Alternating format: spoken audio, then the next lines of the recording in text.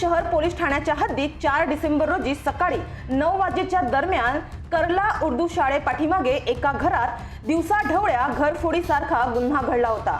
ज्या घरात चोरीचा प्रकार घडला त्याचा घर नंबर 655 आहे।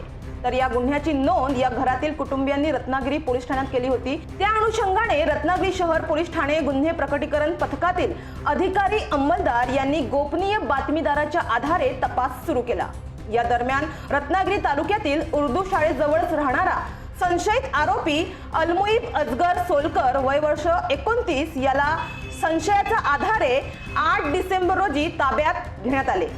यावेळी चौकशी दरम्यान त्याच्याकडे रत्नागिरी शहर पोलीस ठाणे गुन्हा रजिस्टर नंबर 470/2024 या गुन्ह्याच्या अनुषंगाने तपास केला असता त्याने जो घरफोडीचा गुन्हा होता त्या गुन्ह्याची कबुली दिली।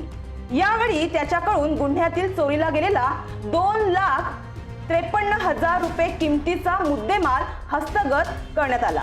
अवघ्या काही दिवसातच या चोरीचा छडा लावण्यात रत्नागिरी पोलिसांना यश आलं आहे।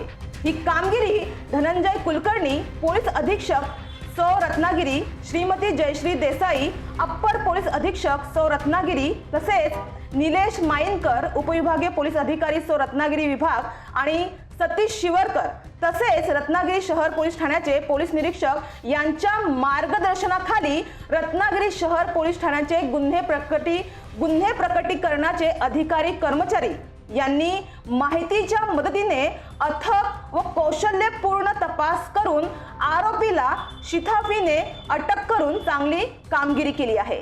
त्यामुळे त्यांचे सर्व पोलीस दलातून कौतुक होत आहे।